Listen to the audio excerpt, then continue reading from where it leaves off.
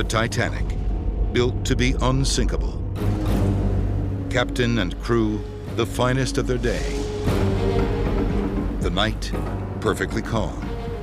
The sea was so very still, and the sky, so many stars. And yet, Ice ahead! the mighty ship is destroyed by a single iceberg. Some 300 feet of hull plating ripped apart at the seams.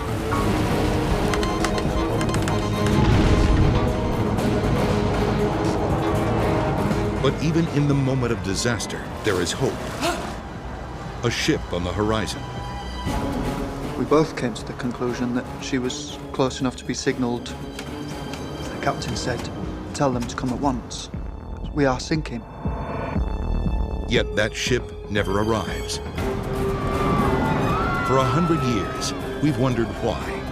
And how did the tragedy happen in the first place? Who or what was to blame? An investigator is determined to re-examine all the evidence. Here, these are so she's at Titanic's work site. That's incredible. He travels the world, collects data, and pours through thousands of hours of eyewitness testimony. And the more I read about the truth of what happened, the more I realize how strange it really was. For 100 years, we've sought culprits among those on board and even elsewhere. Now, at last, one man has found the answers that finally close the case of Titanic.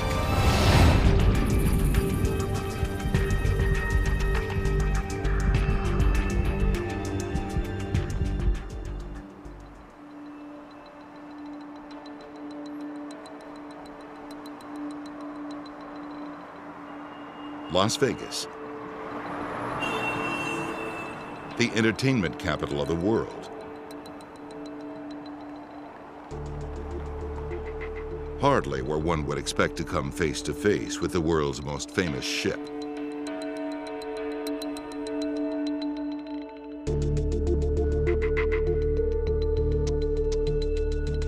Controversy has swirled around these objects recovered from the Titanic wreck site since they first went on public display in 1994. Many question whether it's right to disturb a gravesite, while marine archaeologists complain that an important site has been crudely salvaged. But for historian and author Tim Moulton, these hull pieces serve a vital purpose.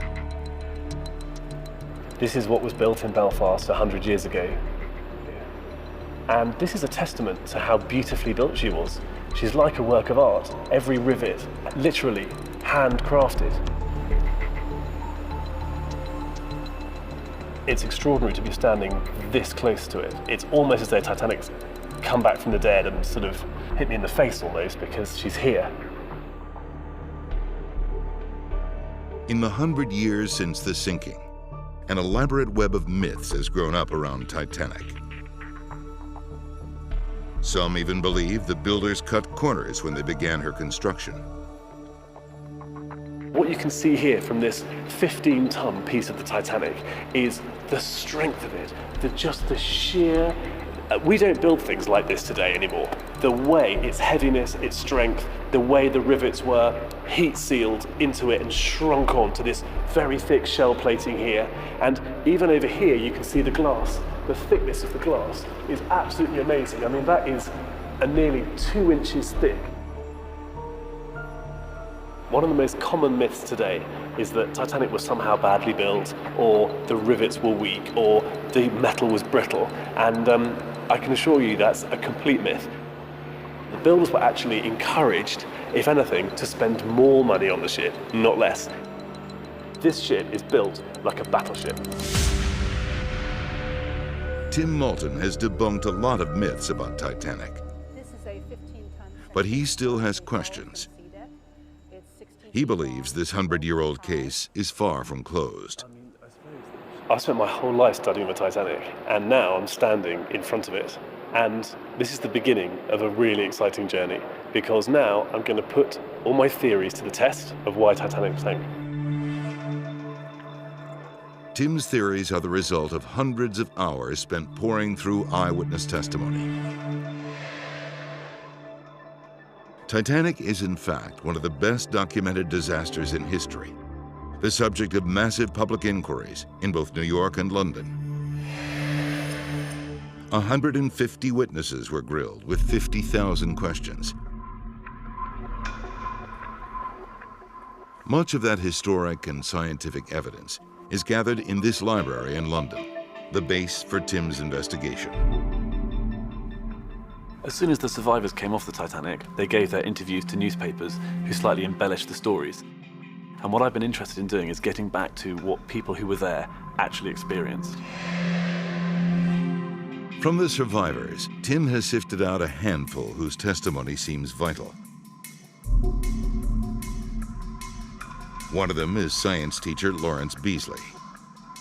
He was paying very close attention to everything. He even, on the deck, timed the swell of the North Atlantic. So he gives us an incredible amount of what would seem to be quite mundane detail, but it provides very important clues of what really happened that night. Captain Edward Smith didn't survive. But the two lookouts, Frederick Fleet and Reginald Lee, did. For Tim, their testimony somehow holds the key to the biggest mystery of all. Obviously, we know that Titanic hit an iceberg. But what I was interested in is, why did she hit an iceberg? Why is it that the best navigators of their day, in the finest ship, being as careful as they could, why did they crash that night? And the key to a second enduring mystery lies with Stanley Lord, captain of the Californian, a nearby ship that inexplicably failed to come to Titanic's rescue that night. The more I got to learn about this ship and its effect on the Titanic disaster, the more I realized that they hadn't got to the bottom of it yet. The careers and reputations of all these men would be forever tarnished by the sinking of Titanic. But did they deserve the blame? That is what Tim is determined to find out. Over the years, Titanic has become a myth, and as we go on, we get further and further away from the truth. And what I wanted to do is wind the clock back to 1912, to almost put myself in that position there, and to really learn about the environment as well, and to find out exactly what happened that night. To get to the bottom of Titanic's final mysteries, Tim first needs the ship. When I was about 11 years old, I got some glue and plans and cut them up, and just actually gluing them onto cardboard and actually starting to see the profile of Titanic come to life off the page. It really makes the Titanic become a real ship that you understand the geography of. In the years since, Tim has meticulously recreated Titanic's original plans, bringing them to life as an animated 3D model. At the time, Titanic is the largest moving object ever made. She's 1/6 of a mile long, 175 feet high, and divided into 10 decks.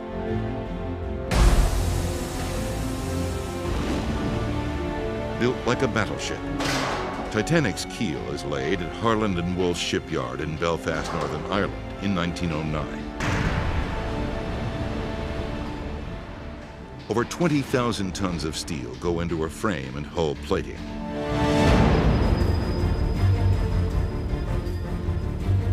The top deck houses the bridge. The next 7 decks included exquisite first-class staterooms and luxurious public areas, such as the spectacular grand staircase. At the bottom, the remaining 3 decks are reserved for crew, cargo, and machinery. This extraordinary vessel was moved through the water by 3 giant propellers, generating nearly 60,000 horsepower, the power of 100 modern 18-wheelers.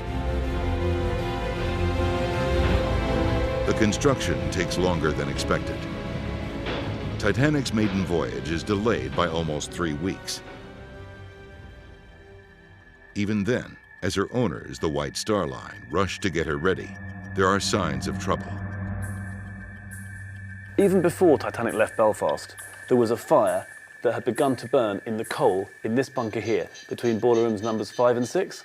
They began to rake the coal out on Wednesday, and it took them until Saturday night before the fire was put out. So it took them nearly the whole voyage to get the fire under control. Bunker fires weren't uncommon, and even though this one wasn't put out for several days, it's unlikely that it seriously weakened the structure of Titanic.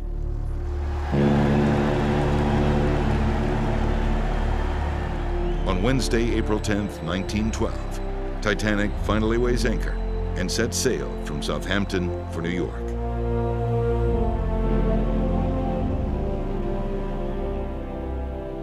Her passengers come from every class of society, the wealthy elite and immigrants hoping for a new start in America. Titanic was a floating city capable of carrying 3,500 people, and she had fabulous facilities. For those traveling first class, life couldn't have been better, as Colonel Archibald Gracie, a graduate of West Point Military Academy, would later testify. I enjoyed myself as if I were in a summer palace on the seashore, surrounded with every comfort. There was nothing to suggest that we were on the stormy Atlantic Ocean. The motion of the ship, noise of its machinery, scarcely discernible on deck or in the saloons, day or night. This is the genius of Titanic. It manages to combine huge size with immaculate style. On the lower deck, freezer stores mean that the restaurants and cafes are stocked with the finest fresh produce.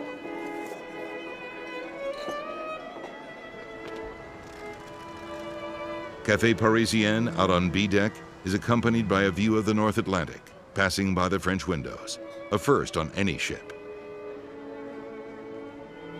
The first-class a la carte menu inside the ship has 11 courses, including oysters, sirloin of beef, peaches and chartreuse jelly, and chocolate and vanilla desserts. Other luxuries are equally suited to the fitness fanatic, Colonel Gracie. And when Sunday morning came, I considered it high time to begin my customary exercises.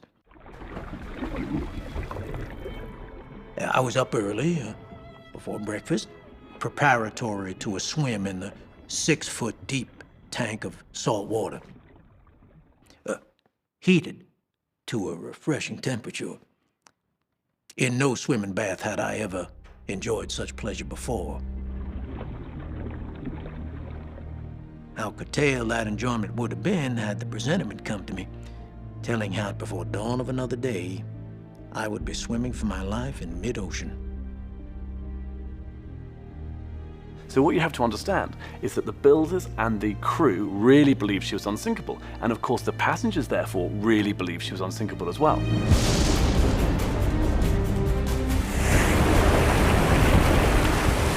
"2,000 miles away, an armada of deadly ice breaks loose every year from the glaciers of Greenland.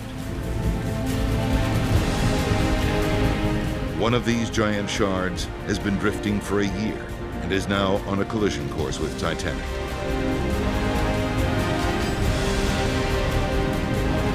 The world's largest ship has barely 4 days to live.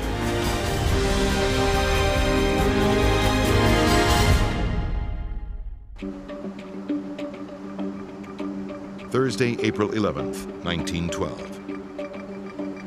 Day 2 of Titanic's maiden voyage. First-class passengers are enjoying the smooth ride in the dining saloon on Deck D, the most stable part of the ship. For them and the rest of the passengers, the ship's luxurious fittings are a pleasant distraction on their transatlantic journey. For some people, they were making the biggest journey of their lives and they would never return.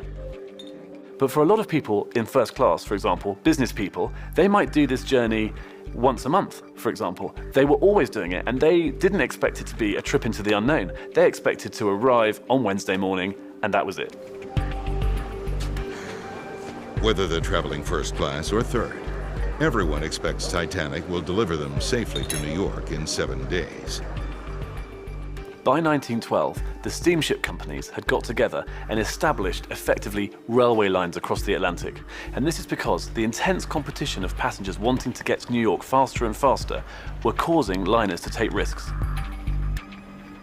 To avoid collisions, steamer traffic is separated into eastbound and westbound routes, known as steamer tracks.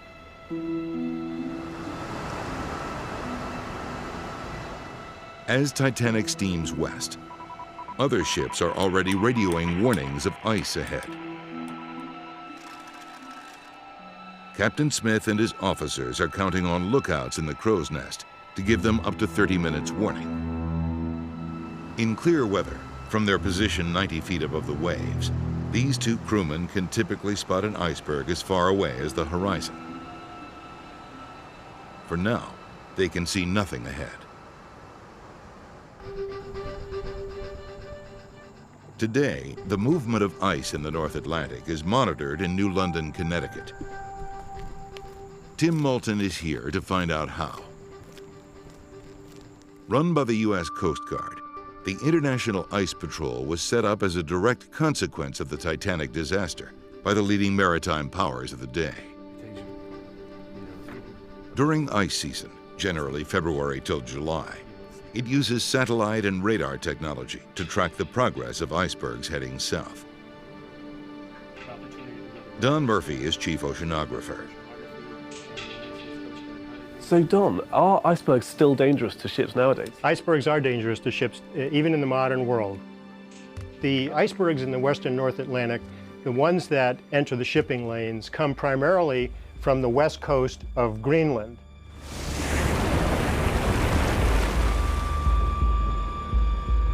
And then down the coast and eventually along the coast of Labrador, and then towards the shipping lanes and into the area where they become a very severe danger to the North Atlantic mariner.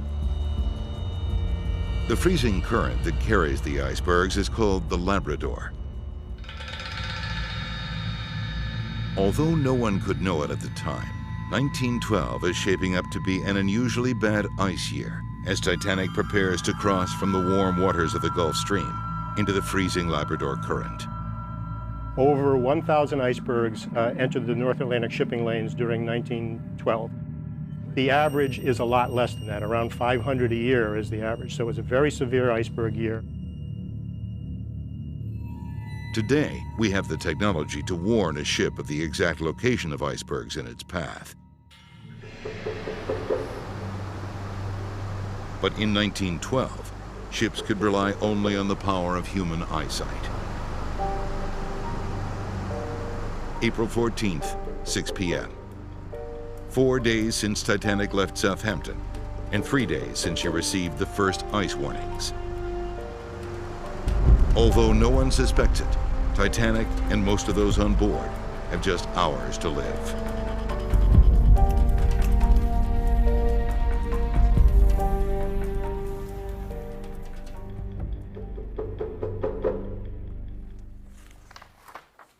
Back in London, Tim searches the eyewitness accounts to build an accurate picture of the conditions that night. For me, the facts are absolutely key. There are hundreds and hundreds of books on the Titanic, but the only ones I'm interested in are ones that were written by people who were there, or ones which are the transcribed testimony of eyewitnesses. 16-year-old Jean Hippack is struck by how unusual the night is. The sea was so very still, and the sky. So many stars. Never saw so many in my whole life. Scientist Lawrence Beasley also notices the remarkable clarity.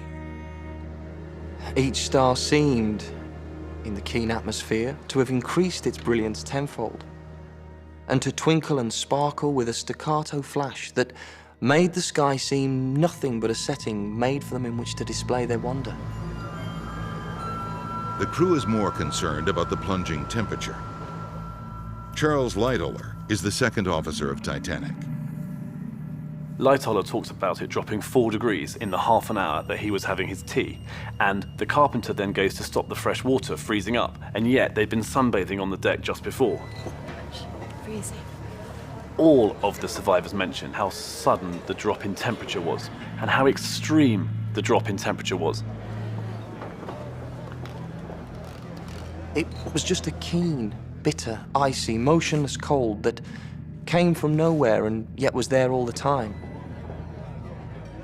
The stillness of it, if one can imagine cold being motionless and still, was what seemed new and strange. Beasley describes the night as strange, and it is, even to the most experienced crew. Still, there is no cause for alarm. The clarity of the night, the bright stars, are all perfect conditions for spotting icebergs. What caught them out that night? What single element was the real fundamental reason why those experienced sailors rammed this beautiful, largest ship in the world, perfectly built over several years, straight into an iceberg on her maiden voyage? In less than 6 hours, this is the fate that awaits Titanic.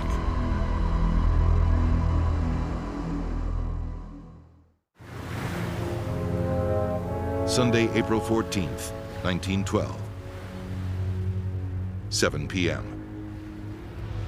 Captain Edward Smith has crossed the Atlantic many times during ice season. He sees no reason yet to be alarmed.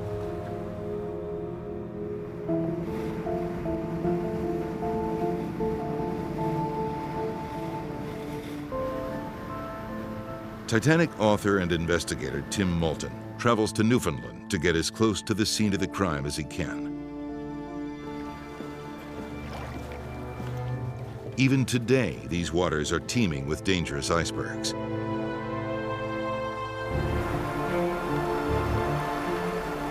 The local captains here are experts.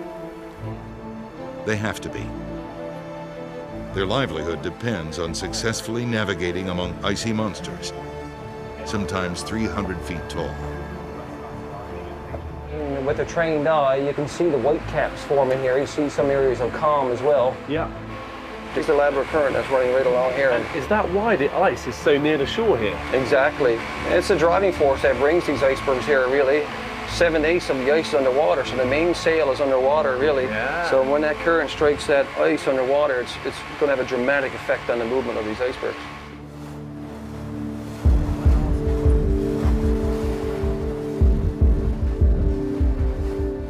Today, even with modern technology at their disposal, sailors are still very wary of the danger that crossing into the icy Labrador current can bring, especially once night falls. I can see in the nighttime, you know, how a captain could be confused or mesmerized is probably the best way I would describe it, really, because your eye can only focus on, you know, so much at a time. Yeah. Yeah. And what would you feel like if we were on this boat and we were, instead of coming into port like we are now, we were just in the middle of the Atlantic and there was hundreds of icebergs that we didn't know about in the dark? What would you think about that? I'd be pretty nervous. I mean, as we're standing here now, I'm looking at the water, looking for bergy bits, and I know what the damage that these icebergs can do. So I would be quite fearful, really, to be quite honest with you. I'd make sure I'd have a lot of eyes on the water. Try to avoid it, that's for sure.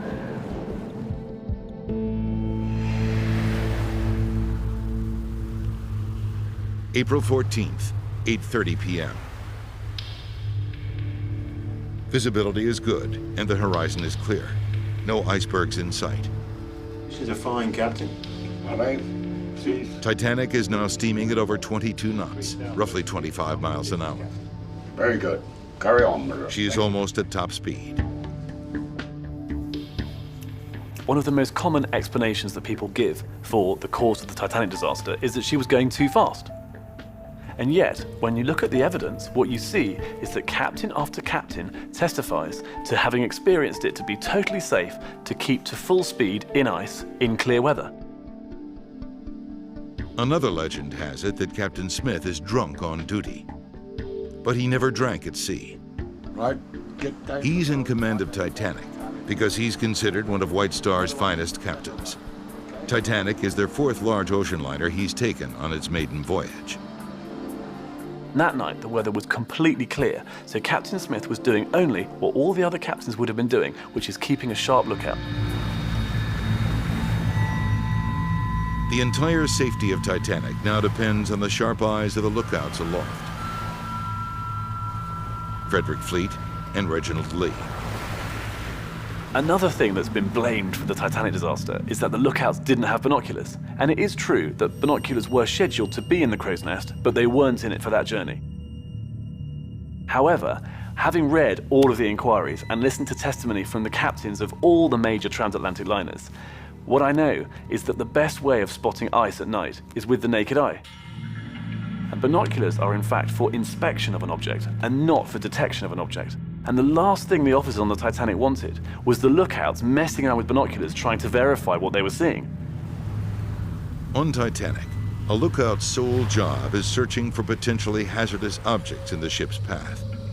In good visibility, the naked eye should be able to spot an iceberg up to 12 miles away and give the bridge a 30-minute warning when traveling at full speed.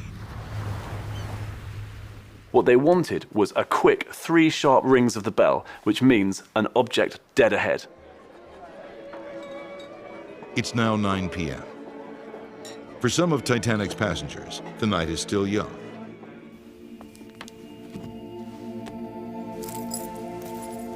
For others, like schoolteacher Lawrence Beasley, it's time to turn in. He's in his cabin on D-deck, returned from the second-class reading room. The quietness of the night was broken only by the muffled sounds that came to me through the ventilators of stewards talking and moving along the corridors. Nearly all of the passengers were in their cabins, some asleep in bed, others undressing, and others only just down from the smoking room and still discussing many things. Up on the bridge, the night watch is about to step up their vigilance a notch. The Californian, a smaller 450-foot steamer, has passed 3 large icebergs and radioed a warning to all ships. Titanic acknowledges the message. At about 10:30 p.m., the Californian finds herself blocked by a huge ice barrier, almost 30 miles long and 3 miles wide. The Californian is captained by Stanley Lord. He's one of the youngest and best captains on the North Atlantic, and he's about to begin the worst night of his life. As soon as he stops at the ice barrier, he notices what looks like a ship approaching. When I came off the bridge at 10:30, I pointed out to the officer that I thought I saw a light coming along. She appears to have no wireless. He said he thought it was a star, and I said, there's a steamer passing. Let us go to the wireless and see what the news is. But I met the operator coming, and I said, do you know of anything around? He said, only the Titanic, and I said, to me, it doesn't look like the Titanic. There's no doubt about it. Lord is convinced he's looking at an older steamer, which has no radio.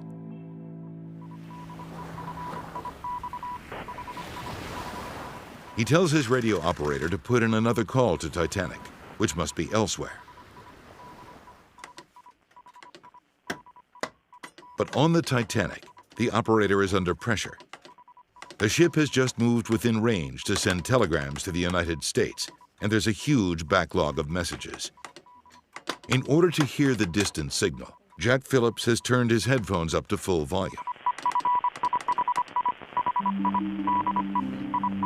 At 10:55, the Californian's radio operator, Cyril Evans, types out Captain Lord's new ice warning. But for some reason, he begins the message as if it's an informal chat between radio operators. And he has no idea how close Titanic is. his ears ringing, Titanic's Phillips has no patience for what sounds like chit-chat. Evans doesn't try to repeat the warning. He's the only radio operator on the Californian. And soon, his 16-hour shift is up. Titanic is now cut off from the nearest ship, perhaps just 10 miles away. With his hasty brush-off, radio operator Jack Phillips has just placed his ship in dire jeopardy.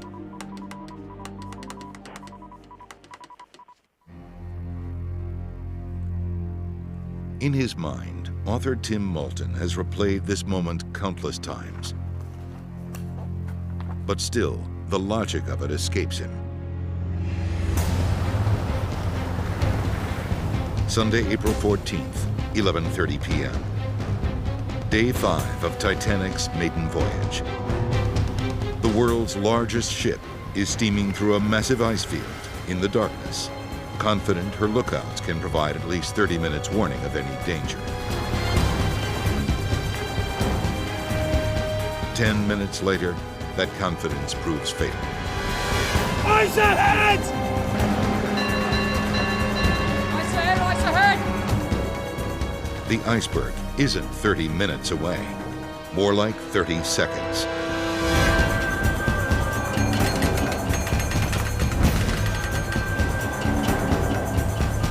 On the bridge, the crew reacts immediately. They throw the engines into reverse and turn the wheel. Despite its size, the Titanic is highly maneuverable. Instead of slamming straight into the iceberg, she manages to begin turning away. But not fast enough.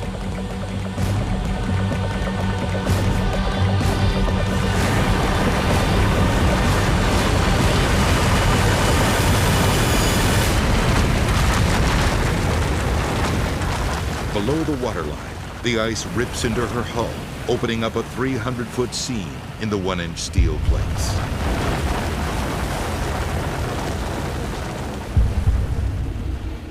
One source of the myth that Titanic was poorly built stems from the massive damage she sustains in a matter of seconds.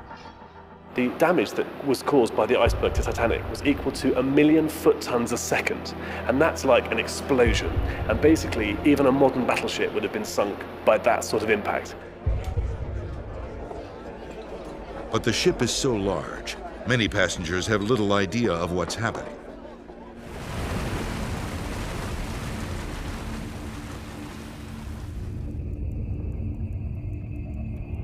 Lawrence Beasley is on deck D near the center of the ship.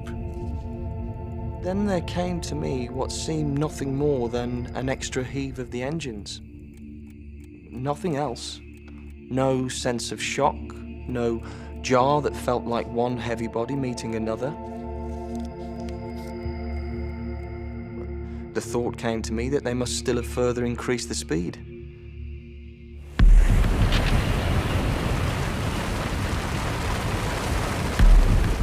And all this time, the Titanic was being cut open by the iceberg, and water pouring in her side. And yet no evidence that would indicate such a disaster had been presented to us.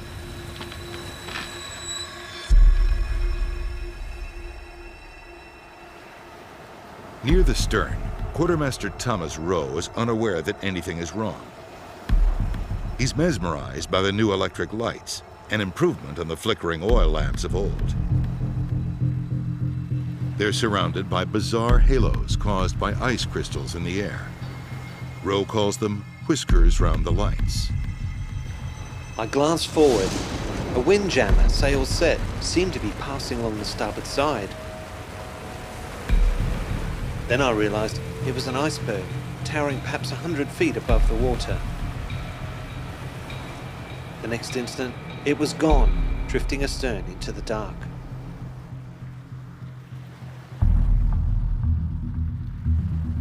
"30 seconds after impact, the watertight doors separating Titanic's main compartments are closed. But they can only delay the inevitable. The ship, touted to be unsinkable, is now fatally wounded. I think many people believe that it was purely PR and advertising on behalf of the White Star Line that they claimed that Titanic was unsinkable. But actually, what we get from reading all the evidence is that her builder, Thomas Andrews, actually believed she was unsinkable, and even Captain Smith, on the Sunday night, was explaining to his dinner guests on Titanic how she could be cut crosswise into 3 pieces, and each separate piece would float. With 16 watertight compartments, Titanic is built to stay afloat under virtually every accident scenario. The worst the designers could imagine was a collision flooding 2 compartments. Even if her first 4 had been flooded, she would have stayed afloat. But what happened that night was a freak sideswipe disaster which took out 6 watertight compartments, and that kind of sideswipe disaster has never happened before or since in recorded maritime history. Ironically, if Titanic had hit the iceberg head-on, it would have survived.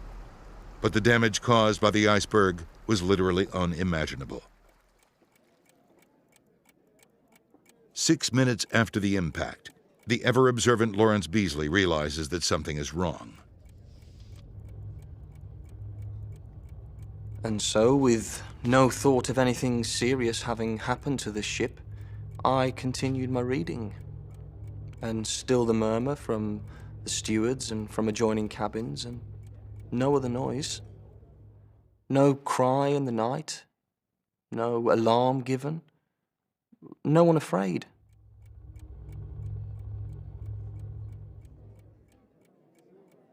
But in a few moments, I felt the dancing motion and vibration cease suddenly.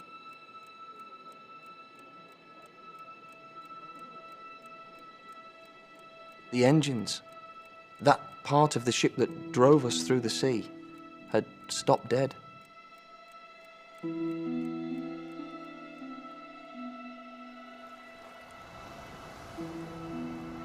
Beasley makes his way to the upper decks to find out more. Down below, the ship's designer is working feverishly to assess the damage. He delivers his terrible calculation. Titanic has less than 2 hours to live. 30 minutes after impact, Captain Smith gives orders to send out a radio distress signal and begin loading the lifeboats with women and children. Meanwhile, Colonel Gracie has made his way up to the boat deck, where something on the horizon catches his eye. To reassure the ladies, of whom I had assumed special charge, I showed them a bright white light that I took to be a ship about 5 miles off, and which I felt sure was coming to our rescue.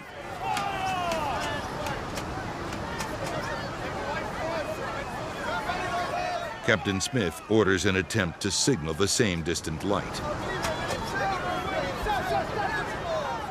What a lot of people don't realize is that within sight of the sinking Titanic was a light of another vessel which could clearly be seen by hundreds of her passengers on the decks.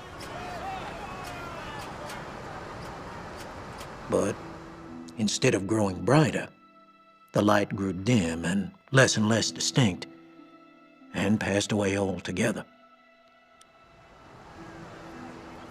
It will become known as the Mystery Ship.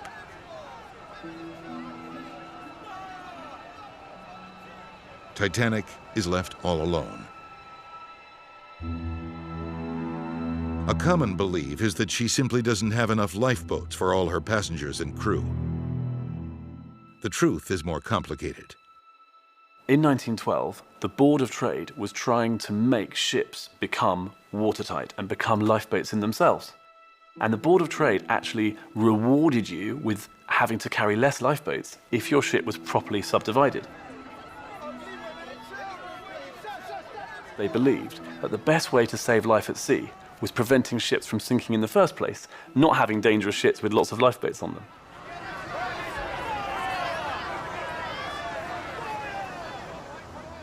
Over the next 90 minutes, 18 lifeboats and rafts are lowered down the side of the Titanic. Only 700 passengers and crew eventually board them, although there's room for at least 400 more. Because everyone on the Titanic, including the passengers, really believed that she was unsinkable, there was a huge reluctance to get into the lifeboats because the Titanic seemed to be a much safer bet on a dark night in the North Atlantic than a tiny little rowing boat. And in fact, the first 2 lifeboats to be launched were filled equally with men and women. And this is because no women would go into the first 2 lifeboats without men being with them. And it was actually an act of heroism for men to take the lead and go in with their wives into the lifeboats. With no more women and children to fill boat 13, Lawrence Beasley is ordered to jump in. Looking up, he is appalled by what he sees. As the oarsmen pulled slowly away, we all turned and took a long look at the mighty vessel towering high above our midget boat.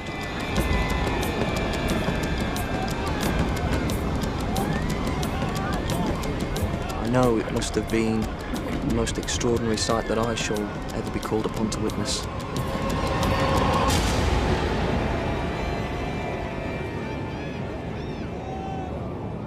On the giant Titanic, more than 1,500 people are left stranded. Colonel Gracie manages to make his way to the rear deck. Ahead of us was a mass of humanity, trapped against a railing, unable to move.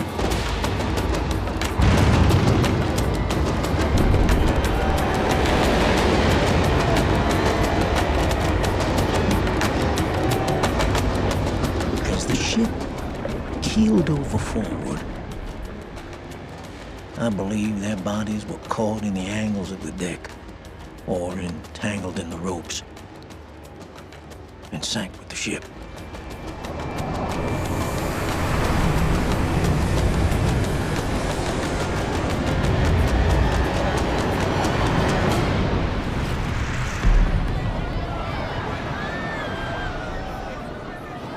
As Titanic plunges beneath the surface, over 1,000 desperate souls are still clinging to her stern, many of them crew and third-class passengers.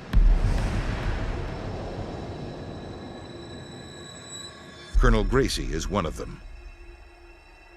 Down I went. Seemed a great distance.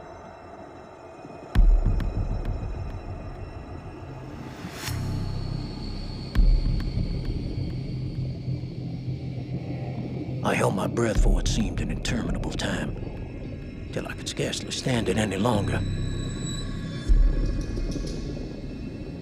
And it was then the thought that this was my last moment came upon me. Just when I thought that for lack of breath I would have to give in, I was given a second wind. So finally I noticed by the increase of light that I was drawing near the surface. Now, though it was not daylight, the clear, starlit night made a noticeable difference in the degree of light just below the surface of the water.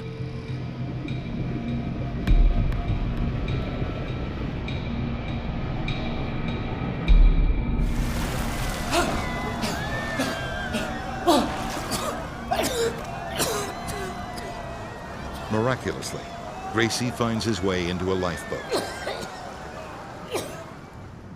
Hundreds of others are not as lucky. The sea temperature is 28 degrees. If it were freshwater, it would be ice. As their core body temperature drops, hypothermia sets in. First, the extremities go, then the vital organs shut down. Even the fittest can only survive 15 or 20 minutes at best. Second Officer Lightoller, who like Gracie survived to plunge into the sub-zero waters, described it as like 1,000 knives being driven into one's body.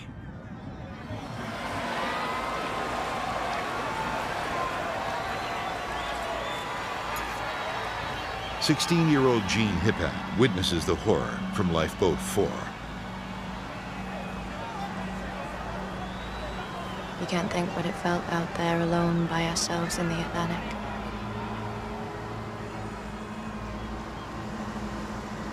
You know what they say when you see a shooting star, someone is dying. And we thought of that, for there were so many dying not far from us.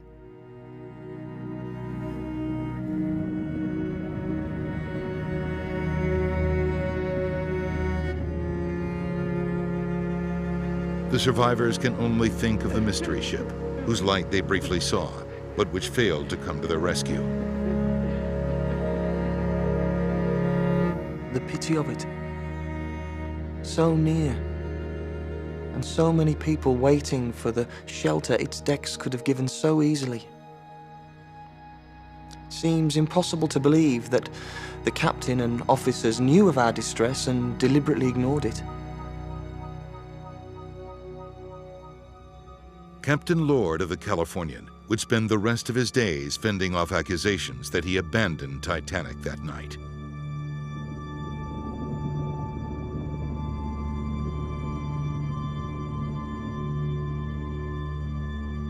In the end, 1,496 people die, men, women, and children.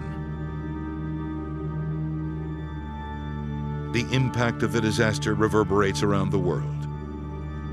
The Titanic, the great symbol of technological prowess for a generation, has failed.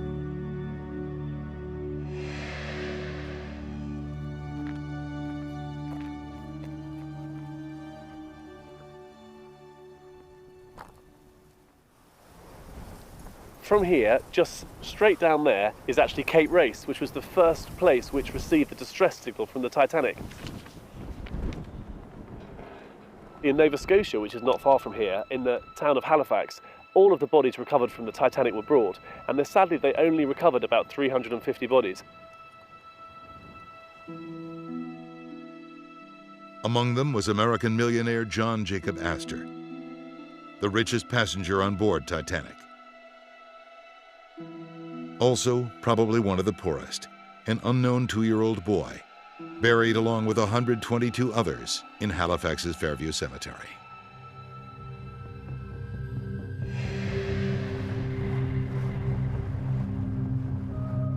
Early morning, April 15th. The survivors are picked up by the steamer Carpathia.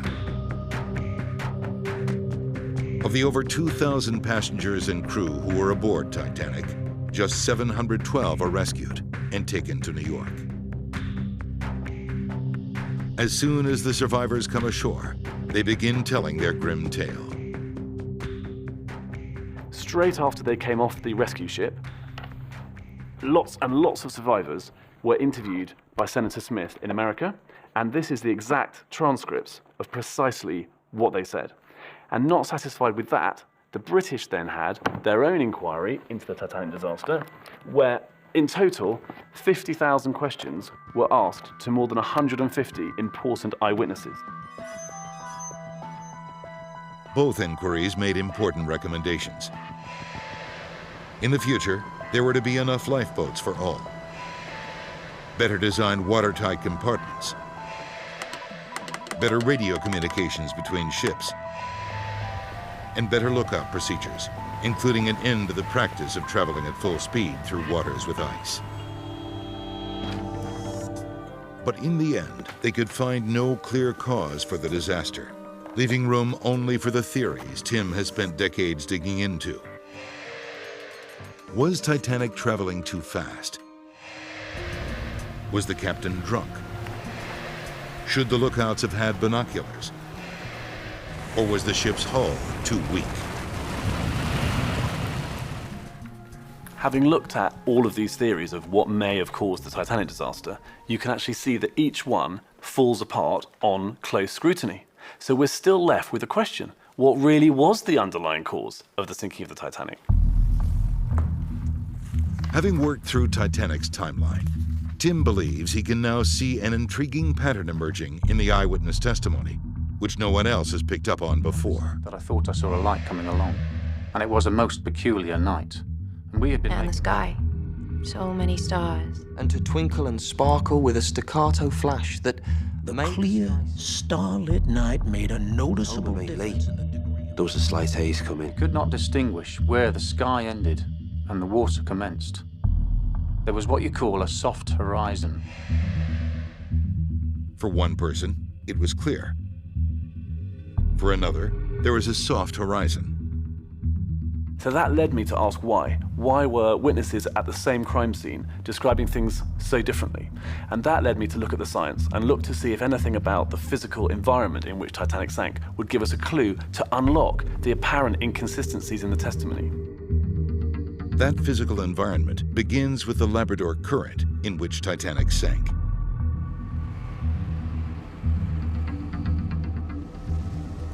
Tim has come to examine the conditions the Titanic victims endured that night. Okay, right, so we're just going to take the temperature of the water because in 1912, every 4 hours they used to take the temperature of the water. Okay.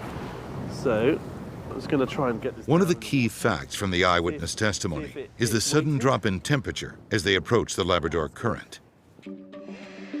It was just a keen, bitter, icy, motionless cold that came from nowhere and yet was there all the time. Aha, it's pretty full. Given that the temperature and the stillness of the air was so unusual, I was determined to build a complete picture of the thermal geography at Titanic's wreck site. That's it. It's dropping. It's taking a bit of time for the thermometer to respond. That is really, really cold water. No wonder they didn't have a chance. They only survived for about 15 to 20 minutes before they went unconscious with the cold that night. And I can really see why, because my hand's going unconscious already. Ah, that is really cold.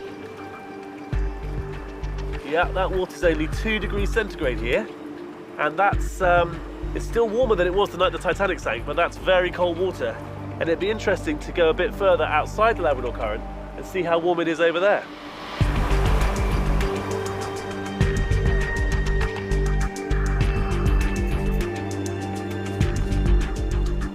Less than a mile away, he gets a very different reading. Here, it is 60 Fahrenheit. So it's much warmer here than it was when we were over there in the Labrador Current. Could a dramatic variation in water temperature shed light on the other strange visual phenomena reported by eyewitnesses? The magical auras surrounding the electric lights. The failure of signaling lamps. I called her up. I got no answer.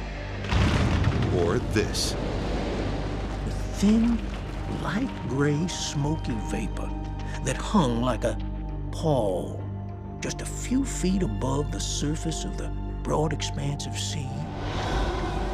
This strange phenomenon was observed by survivors as the ship was sinking. Yeah. Unfortunately, none of the Titanic's logs recording air and water temperature have survived. But Tim is undeterred. Understanding the science behind Titanic's wreck site is absolutely key to unlocking the testimonies, because you cannot weigh the evidence correctly until you understand the environment in which the evidence was given. At least one important fact is known. Although it had remained a mystery for over 70 years, in 1985, Titanic's resting place was finally discovered. Her bow and stern lie in separate pieces, 2.5 miles down on the ocean floor. The coordinates of the wreck site provide Tim with the center of his crime scene. Now, he needs to reconstruct the exact conditions on the night of the tragedy, a century ago. But with no surviving ship's logs, the question is, how?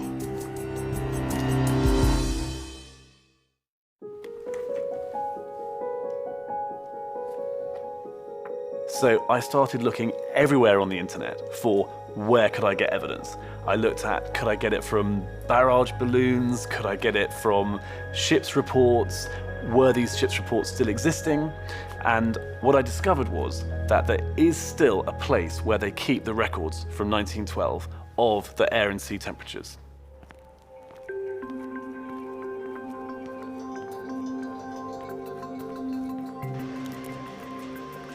Tim Moulton's search leads him to Asheville, North Carolina, home to a branch of NOAA, the National Oceanic and Atmospheric Administration, which stores weather data sent by thousands of ships. What I've come here to get is data from 1912, from the position where Titanic sank, to actually build a map of Titanic's crash site. A bit like a sort of Titanic CSI, if you like. Scott Woodruff is the principal investigator at the research laboratory. I'm convinced that the weather holds the key to actually what caused the disaster that night. So what would be great is if we could go back in time 100 years and actually look at what the sea and air temperatures were doing at Titanic's wreck site. Well, let's take a look, Tim. Yeah, here's some data we've pulled up for you. So we've got... Wow. So these are all ships that were in the area in April 1912. In the area, right. Wow. Gulf Stream, where it's 16 degrees, 17 degrees, mostly over 10 degrees centigrade. But the data on these early computer cards is not as detailed as Tim would like. Limited width of these means that they could only squeeze a certain amount of data onto the computer card, and thus latitude and longitude are only recorded to a limited precision. Okay. Is there any way that you can think of that we can actually get higher resolution data than this? Well, I think we're going to have to look for the original meteorological forms and original logbooks of the ships that were out there. Okay, terrific, Tim. Brilliant. That means contacting maritime archives in a dozen countries. Titanic was on a busy shipping lane, routinely frequented by vessels from all over Europe, some of them likely carrying useful witnesses.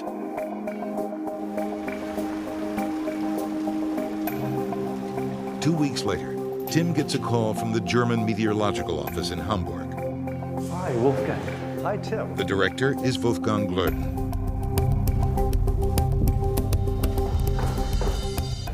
So here we are. Wow. Going down to our archive, where we store all the journals from sailing ships and from steamers.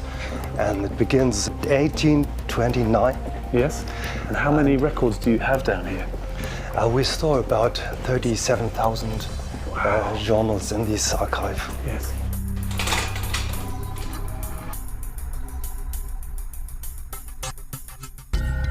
Well, I have to say that I'm a bit like a kid in a sweet shop down here, because these are the holy grail of what we've been looking for. We've been tracking down this data all over the world, and it's only because the Germans have kept such good records, and because they've kept them down here in this bunker, that they've actually survived 2 world wars, and they're actually available for us to access them. What we're looking for is ships from 41 to 43 north, and from 49 to 51 west. All in April 1912. Okay. And what we found... Some of these logs, a century old, haven't been opened since their captains wrote their reports. So this is actually after... The first one is from the SS Bremen. It set off for America just 4 days after the Titanic disaster. 4:30, they're passing drifting wreck pieces. Wow, wreckage, yeah. Und viele Leichen. And this is the reason because these crosses are written down here. What does viele Leichen mean? Viele Leichen is a lot of dead bodies. Wow. So they're actually passing Titanic's wreck site? Must be. A passenger, Mrs. Johanna Stunke, later described the scene from the Bremen. Looking down over the rail, we distinctly saw a number of bodies, so clearly that we could make out what they were wearing and whether they were men or women. We saw one woman in her nightdress with a baby clasped to her breast. The bodies of 3 men in a group, all clinging to one steamship chair, floated nearby, clinging together as though in a last desperate struggle for life.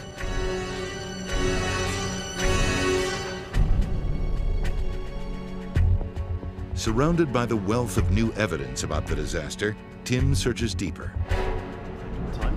And I'm wondering if you've got things like the Paula and the Trautenfels and the Deutschland. Here we are. It's a little bit difficult because it's in old German handwriting and I'm not so easily used to it, but I can try to. Where they say big icebergs on this position. Okay, and which position is this one? The noon position is on 4158 north. That's and Titanic's 49, latitude. 36 That's west. Titanic's longitude, so she's at Titanic's Okay. wreck site. That's Wow. incredible. I believe that the Paula is the last ship that we have records from that went through where Titanic sank. What do these remarks here in the water temperature show us? Yes, the temperature is going down from 12.8 to 2.2, 1.1. 1.1? Wow. Yeah. And what's amazing here is that it's going from 12 degrees in the evening the day before, right the way down to minus 1.4. So it's actually gone to below freezing, and then it's jumped straight back up again to 13 degrees. Interestingly, these large temperature fluctuations at the very spot where Titanic sank are similar to the ones Tim recorded in his own sampling. It's beginning to give him a clear picture of the thermal geography of the wreck site a century ago. Could you give me these temperature readings, and I'll put them into the computer? Like a forensic detective, Tim is uncovering a clear picture of how the killer Labrador Current is moving south toward the path of the shipping lanes in Titanic's final hours. The more that I looked into the detail of the temperatures at Titanic wreck site and the better resolution I got by the clearer and clearer data, what I could see was that not only did Titanic sink really, really close to the barrier between the warm water and the cold water, but that boundary was very clearly defined. The question now is, as Titanic is entering the Labrador Current, what effect is the wall of frigid air above it causing? We know that the passengers felt it. Did it cause the lookouts to temporarily leave their posts in search of warmer clothes? The record says no. Could it have even pushed the iceberg faster toward Titanic? Again, unlikely. But Tim is growing increasingly convinced that the real culprit of the crime was not the iceberg itself, but this sudden wall of cold air accompanying the killer current. And it was a most peculiar night. We had been making... Starlit night made a noticeable... This weather phenomenon must have had something to do with all the conflicting visual impressions reported that night. And the sky. So many stars. Slight haze coming.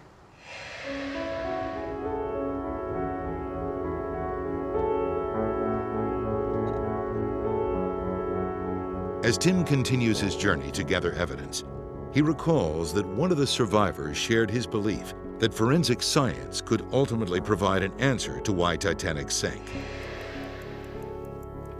Second-class passenger and science teacher Lawrence Beasley. And Beasley leaves us with this tantalizing line. He says, "I know there must be some missing evidence, but I don't know what it is, and we'll have to wait until it arrives." Tim hopes he'll find that missing piece of evidence at his next stop, the British Meteorological Office in Exeter, southwest England. He's heard it contains one more unique set of logs. Perhaps this one will crack open the mystery. The amazing thing is that there are very, very few ships that were in the right place at the right time. And in fact, this is the only log in the whole of the Met Office that is in the right place at the right time. This is the log of the Marengo. She left New York on the 11th of April 1912. 40:56. This is very, very near Titanic's wreck site, the day Titanic collided. The sea temperature's dropping dramatically. And let's see what it says in the remarks section. Gosh, this is amazing. Here, at 8 o'clock, it says much refraction.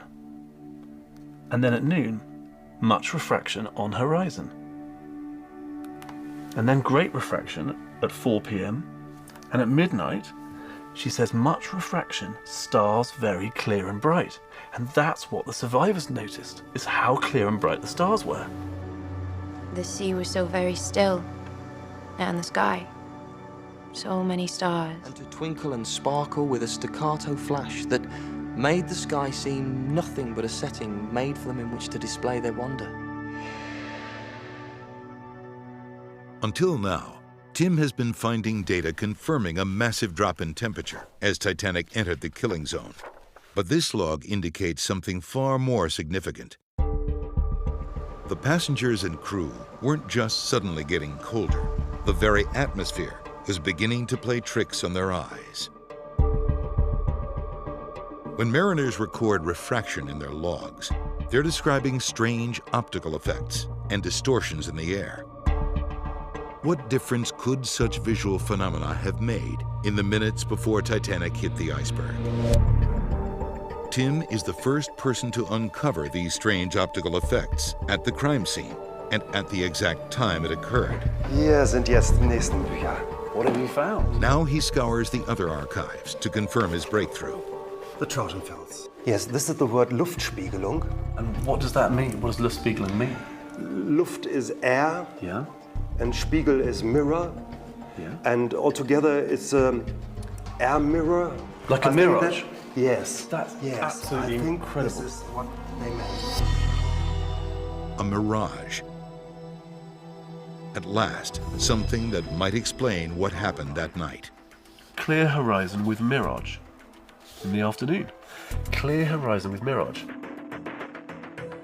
When people think of mirages, they think of seeing something that isn't there. But in Titanic's case, the lookouts failed to see something that clearly was there. So how could a mirage explain a mistake like that?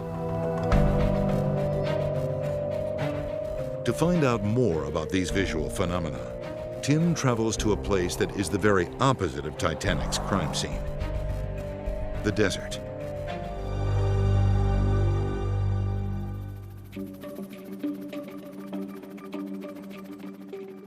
Well, I'm out here in the desert because when you think of mirage, you think of the desert. You think of thirsty people trekking thousands of miles across the desert, trying to fill up their water bottles. And they can see a shimmering, what looks like a shimmering lake of water in the distance, and they walk and walk and walk, but they never get there. And that's the classic mirage. In California's Mojave Desert, Tim has come to meet a man who specializes in capturing extraordinary visual phenomena. Author and photographer Ed Derrick chases mirages around the world. The way it'll start, like it did today, is I'll be driving down the road. I'll notice that the conditions are right for a mirage because I'll see them on the road. You'll see the typical sort of water mirage where it looks like there's water. Once you get up to it, it's not. And what causes, that sort of shimmering effect? What causes that? Most people, when they look through the sky through clear air, they just think, oh, it's clear air, there's nothing there. It's not the case, it's a lens. And how much it will distort or affect what the viewer sees of an object can vary depending on atmospheric conditions. To demonstrate how that lens bends light waves to create a mirage, Ed brings in a helicopter. Okay, come toward us at maybe 10 knots at 5 feet AGL if you can, over. Just now, the ground is much warmer than the air above it. This creates a gradient of hot to cold air. And since cold air is denser or heavier than warm air, the two air masses create distinct layers. Those layers act like a lens, bending and distorting our familiar reality. The result is a classic mirage, where objects appear below their actual position. So let's get back to looking at these pictures then. This is a sequence, this is one of my favorite sequences with mirages. You can see it in the distance. You don't know what that is. It looks like a spaceship coming at you. Yeah. It's a black blob, and this is on a highway in New Mexico.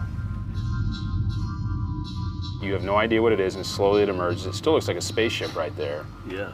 It's floating in the air. It's floating in the air. It seems to be floating in the air. But then when you get up here, you see it. It's a car with two trucks behind it. Oh. Yeah. Yeah, that's amazing, isn't it? That just shows that your eyes can deceive you so much with this sort of stuff. Well, it's not your eyes that are deceiving you. Your eyes aren't deceiving anything. What it is the lens of the air between the object and what you're seeing. That's the deception. How is it similar, this hot desert, to the cold environment of the Titanic? The similarities are that there are layers of air that are very different in air density because of the temperature differences. Now that makes a lot of sense because, for example, when they were collecting the bodies from the Titanic, they actually noted that the air changed from 56 to 32 in half a mile. That's a tremendous difference in air temperature. So you had very different masses of air right next to one another, one on top of the other. And so that would really dramatically bend the light rays. Now, everything is clicking into place. Ed's mirage observations confirm the importance of the data Tim has gathered from eyewitness testimony and ship's logs. The crucial difference is that here in the desert, Tim has observed the effect of cold air on top of warm. For Titanic sailing 100 years ago, those conditions were reversed, but equally deceiving. Ahead of her was the warm water of the Gulf Stream, warming the air above. The Labrador current brought freezing water underneath the warm air. Soon, the warm air close to the sea was replaced by cold. Cold air under warm. Perfect conditions for a cold water mirage. At the speed they were traveling, in the clear conditions of that night, lookouts Lee and Fleet should have been able to spot an iceberg 30 minutes away. Plenty of time to warn the ship. But on that night, they had just 37 seconds. Ice ahead! Ice ahead! Ice ahead! Ice ahead! Ice ahead! Is it possible that a cold water mirage rendered the iceberg invisible for almost 30 minutes? Tim returns to Newfoundland to find out. Have you ever seen any weird effects of light? When the sea conditions are quite cold, we'll get a mirage effect. We get a shifting in the overall look of the ice. Sometimes it can appear to be very small, and sometimes it can be a monstrous looking type of iceberg. You know, a lot of our guests on board, they think it's a 300-foot high iceberg coming this way, and of course we explain to them that it's probably a mirage effect. And within the hour in the tour, sure enough, you'll see it's almost like a flat piece of ice because it had shifted that much, and they can't believe how it had changed. A 300-foot iceberg transformed into a flat piece of ice just by the power of a mirage. But it's interesting too, I think what we find too when the sea is calm, it's hard to know where the sea ends and the sky ends. Really, it all seems to blend in, so I can imagine a calm night. Do you know what you've just said there? That's exactly what Captain Lord said. He said that night it was impossible to tell where the sky ended and where the sea began. This from Captain Lord, observing the same phenomenon from the deck of the Californian. It was a very strange night. It was hard to define where the sky ended and the sea commenced. There was what you call a soft horizon. And not only Lord. Titanic lookout Frederick Fleet also described an indistinct horizon. When the haze came, it did not stretch across the horizon. It was right in front, 2 points on each bow. I told my mate Lee there was a slight haze coming. When I noticed the haze, there was nothing in sight. And naturally, a lot of people blamed him for being asleep or whatever. Nothing could be further from the truth. He was straining his eyes to see ahead. And when the commissioner was grilling him at the British Titanic inquiry, he said there was a slight haze on the horizon. So the commissioner said, well, you should have slowed down then if there was a haze. You should have reported it. And he said, well, it didn't really affect our view ahead. And the commissioner goes, well, how can it be a haze if it didn't affect your view ahead? The haze Fleet was describing was in fact evidence that Titanic was heading directly toward a cold water mirage. And as ship's logs of the time prove, captains knew about refraction. So here was another argument for the need to slow down. Have a look at these. These were taken in Finland. But what they show is a horizon that's just been elevated way above where it should normally be. And you can imagine how confusing that would be at night to a sailor who didn't know that that was what was going on. It's the reverse of what Tim saw in the desert. Instead of the sky being bent down to appear as water, here, a flat horizon is lifted up like a cliff. In the daytime, it's easy to see. The island and trees are raised, smeared, and distorted. On a moonlit night, it can be harder to make things out. On this horizon, the mirage lifts up a band of water. That's the mysterious haze Lookout Fleet saw. And within it lies a possible answer to the greatest mystery of Titanic. There was no moon that night. The only way the lookouts could spot the iceberg was against the backdrop of the blanket of stars. But when the lens of hot and cold air causes a mirage, it distorts the sea and raises up the horizon behind the iceberg. It's now cloaked. The background of stars disappears. The iceberg becomes invisible. The best crew of its day, in the best ship. Ice ahead! But against nature, acting in this way, it had no chance.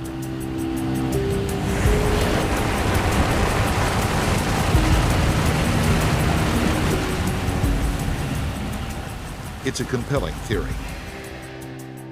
But is there any more evidence to back it up? A couple of survivors give very interesting testimony about smoke that night seeming to hang in a flat, level plane. The first person who does this is Colonel Archibald Gracie, and he notices it just above the wreck site.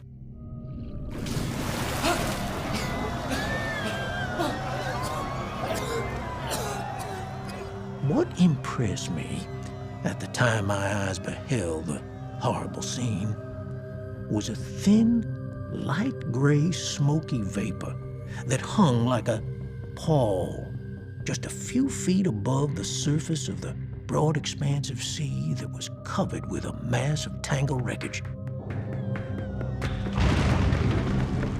That it was a tangible vapor, not a product of imagination, I feel assured.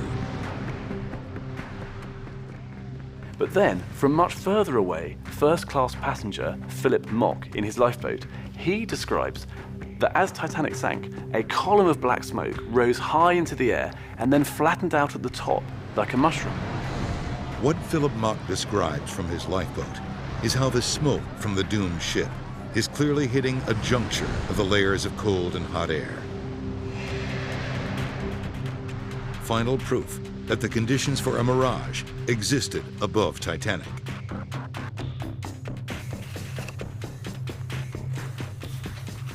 Tim's mirage theory has solved the first mystery: why the lookouts failed to see the iceberg. But can it do more? Can it explain the second mystery that night? Why the nearby ship, the Californian, didn't come to Titanic's rescue, as Colonel Gracie and many other passengers prayed it would. I showed them a bright white light that I took to be a ship about 5 miles off, and which I felt sure was coming to our rescue. But when the Californian's captain, Stanley Lord, was brought before the court of inquiry, he continued to insist that the ship within sight was not the Titanic. You had seen this ship for quite a long time? That's right, yes. And in your opinion, what sort of ship was she? She was something like ourselves, a moderately large passenger steamer. But nothing like the Titanic, or any large White Star or Cunard liner. She might have had some passengers aboard, but she wasn't steaming like a big ship. And you couldn't, or could you, have been mistaken about the largest ship in the world? I'm positive that it wasn't the largest ship in the world, or any large passenger steamer at all. Doesn't look like a steamer to me. It looks like a passenger steamer. I said, to me, it doesn't look like the Titanic. There's no doubt about it. It was a most deceiving night. That's all I can say about that.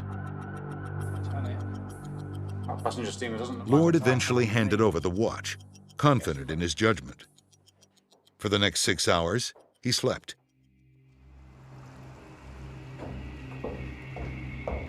In the morning, he was told the awful news. Titanic had sunk.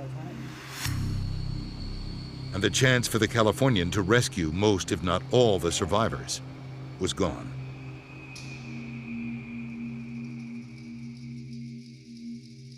The tragedy with Captain Lord is that he was one of the youngest captains on the North Atlantic because he was one of the ablest. However, that night, he was very much in the wrong place at the wrong time. But because of the atmospheric conditions, he wasn't aware of what he was watching. Lord always maintained his innocence, but what exactly was he looking at? It is, of course, impossible to ask him. But today, there are people who Tim can go to as witnesses. The sailors of Newfoundland, who daily see ships navigating the freezing waters of the Labrador Current. Do you sail these waters quite a bit? The most pronounced I've seen is a cruise ship leaving this port at one time. And this cruise ship, which I found out later was leaving this port, which I normally wouldn't see, but showed up huge from where I was seeing. And then within 10 to 15 seconds, it just sank and almost disappeared completely. And all I could see was the top of the superstructure. And the so alarmed, the two of us on board my boat, that I called the cruise ship and asked if they were fine, if they were okay, if the ship was sinking. They said, no, we're fine. So that was a little bit embarrassing to call the cruise ship and find out that it was just an optical illusion that I was looking at. No one has ever before made the connection between cold water mirages, commonly seen in the right conditions, and the evidence from the Titanic tragedy. But now, Tim is using this new research to help explain the predicament faced by Stanley Lord that night. It's really hard for us to understand how Captain Lord could mistake the biggest ship in the world for a cargo ship. But look at this. Look at this. This looks exactly like a cargo ship, and yet this looks like an oil tanker.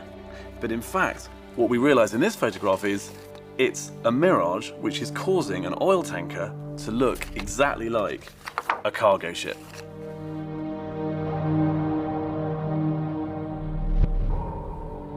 It's a rare phenomenon, but it has been captured in this video.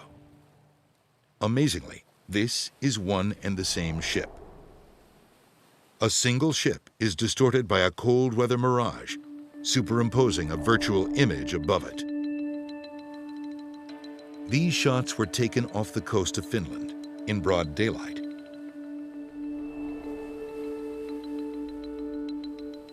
At night, a century ago, it now seems perfectly clear that Captain Lord could easily have mistaken Titanic for another very different vessel.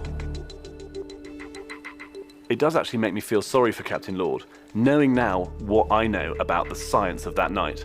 When he is apparently making excuses saying the ship he was looking at didn't look anything like the Titanic, what I now understand is that he was telling the exact truth, and in fact what he was looking at didn't look anything like the Titanic at all. In 1962, at age 84, Captain Stanley Lord died, still having failed to clear his name. He went to his grave carrying the entire burden of blame for why the Californian didn't go to Titanic's aid. But Lord wasn't the only one deceived that night on the Californian. There were others, and on the Titanic too, who made fatal errors of judgment because of optical illusions. Rewinding the clock. It's a little after midnight, April 15th, 1912. Titanic is sinking and calling out for help. Only 10 miles away on the Californian, radio operator Cyril Evans is asleep. But Titanic isn't being completely ignored. Apprentice James Gibson is on duty. Not yet qualified to operate the radio, he does, however, know Morse code. It being my watch on deck at 12, I went onto the bridge about 15 minutes after 12 and saw that the ship had stopped and that she was surrounded by light field ice. While the second officer and I were having a coffee, after a few minutes I asked him if there was any ships around us. He said there was one on the starboard beam, so looking over, I could see like this white light flickering, which I took to be Morse calling us up. I went over and gave one long flash of light back in answer, but the light continued to flicker. So then I gave her the calling up sign. But why didn't Titanic take advantage of the Californian signal? How did they miss this last chance for rescue?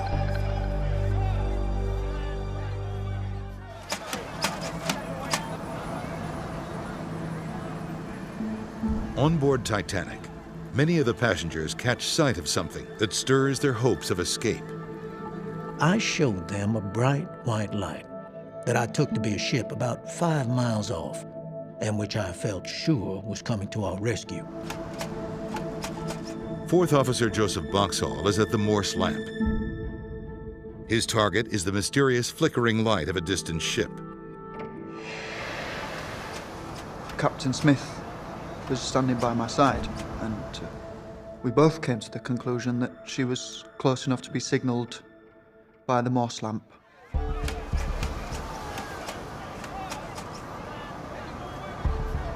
So I signalled to her. I called her up and got no answer. The captain said, "Tell them to come at once. We are sinking." So I sent a signal out to come at once. We are sinking. At the very moment that Boxhall had his binoculars up, trying to read the Morse signals from Californian, so Gibson on Californian also was looking through his binoculars, trying to read the flashing light that he could see on Titanic. And there's a sense that both of them knew it could have been code, but both of them, on inspecting it, decided it was just random flashes. The lights on the other ship, however, remained the same. So then I looked through the binoculars and found that it was the masthead light flickering. Gibson thinks the random flashing light he sees is coming from a flickering oil lamp on the mast of a small steamer. It isn't the strict dots and dashes of Morse code, just random noise. Boxhall on the Titanic is equally confused. Eventually, the strange flickering light spotted by the Californian disappears. It is Titanic sinking to the ocean floor.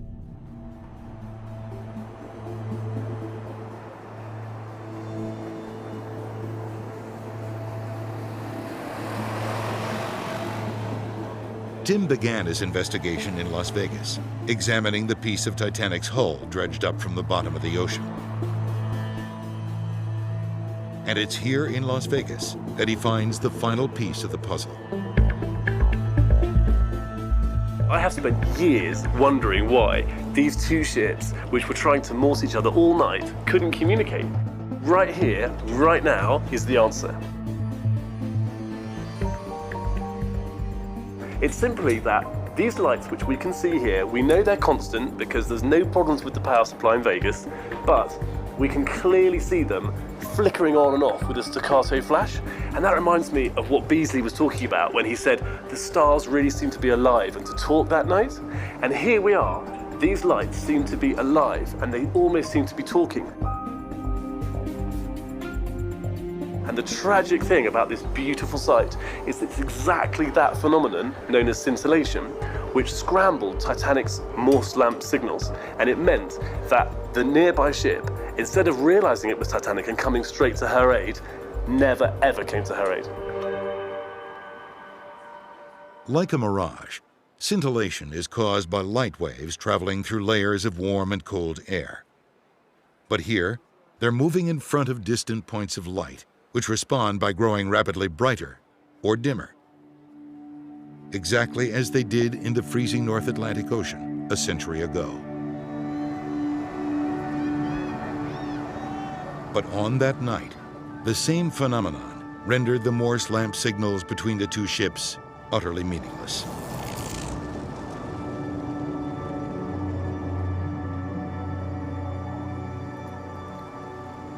Ultimately, the tragedy of the Titanic was the result of a simple trick of light, beautiful and at the same time lethal. So many stars. Never saw so many in my whole life. The clear, starlit night made a noticeable difference in the degree of light just below us.